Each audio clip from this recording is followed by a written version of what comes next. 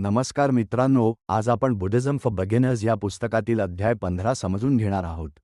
या अध्यायात आपण एक खूप महत्त्वाचा विषय पाहणार आहोत. समाजात राहून चांगलं कसं करायचं, नैतिक निर्णय कसे घ्यायचे आणि इतरांना मदत करताना स्वतःचं संतुलन कसं ठेवायचं. आपण सोशल वर्क, एन्व्हायरमेंट, पैसा, करिअर आणि कठीण परिस्थितीत योग्य निर्णय कसा घ्यायचा हे सगळं सोप्या उदाहरणांसह समजून घेऊ. शांतपणे ऐका आणि स्वतःच्या जीवनाशी जोडून पहा. इतरांना मदत करणं का महत्त्वाचं आहे? आपण सगळे एकमेकांवर अवलंबून आहोत. कोणीही एकटा जगू शकत नाही. त्यामुळे इतरांना मदत करणं हे फक्त चांगलं नाही तर आवश्यक आहे.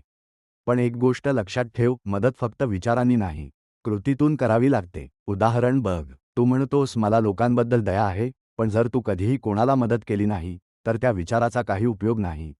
जसं एखाद्या गरीब माणसाला अन्न दिलं, एखाद्या विद्यार्थ्याला शिकवलं किंवा एखाद्या आजारी व्यक्तीला मदत केली, ही खरी करुणा आहे.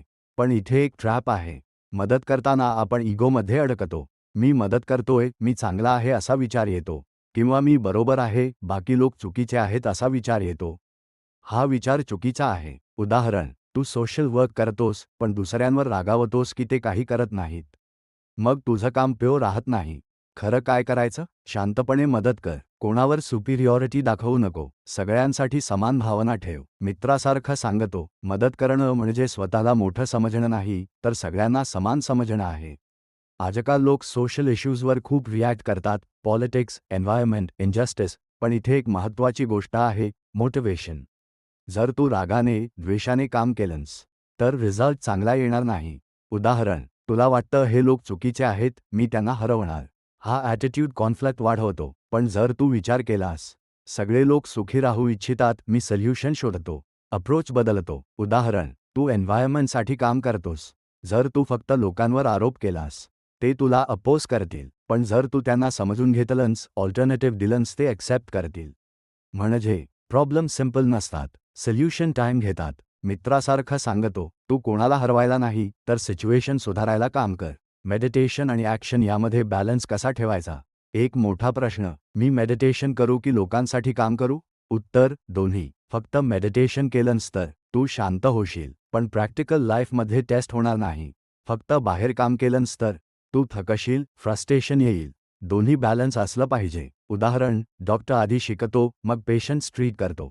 तसंच आधी मन शांत कर, मग लोकांना मदत कर. मेडिटेशन काय देतं? Clarity, patience, control. ॲक्शन काय देतं? Real experience, growth, connection. दोन्ही एकत्र केल्यास पॉवरफुल रिझल्ट मिळतो. मित्रासारखं सांगतो, तू आतून स्ट्रॉंग असलास तरच बाहेर इम्पॅक्ट करू शकतोस. बर्नआउट, एन्व्हायरमेंट आणि कठीण निर्णय कसे हाताळायचे? लोकांना मदत करताना एक प्रॉब्लेम येतो, बर्नआउट.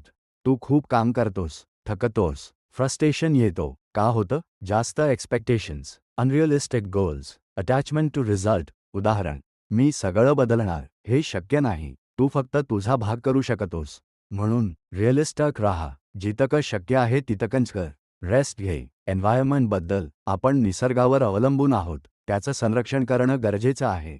उदाहरण, प्लास्टिक कमी वापर, रिसायकल कर, रिसोर्सेस वाचव. ही छोटी कामं मोठा फरक करतात. आता कठीण निर्णय. उदाहरण, सेल्फ डिफेन्स, अबॉर्शन, पनिशमेंट. इथे एकच रूल नाही, प्रत्येक सिच्युएशन वेगळी आहे. तू काय बघायचं? इंटेन्शन, परिणाम, हार्म कमी कसा होईल. मित्रासारखं सांगतो, परफेक्ट आन्सर नसतो, बेस्ट पॉसिबल डिसिजन घ्यायचा असतो. जीवनात इतरांना मदत कर, पण स्वतःला हरवू नको. शांत राहा आणि जागरूक राहा. तू जग बदलायला निघालास ते ठीक आहे, पण आधी स्वतःला समजून घे. हळूहळू तू स्टेबल होशील, तुझं काम मीनिंगफुल होईल आणि जीवन संतुलित होईल. या चॅनलवर तुम्हाला बुद्धांच्या धर्माविषयी जास्तीत जास्त ज्ञान देण्याचा आमचा प्रयत्न आहे. नवीन बुक समरी आणि नवीन अध्यायांसाठी चॅनल सबस्क्राईब करा. व्हिडिओला लाईक करा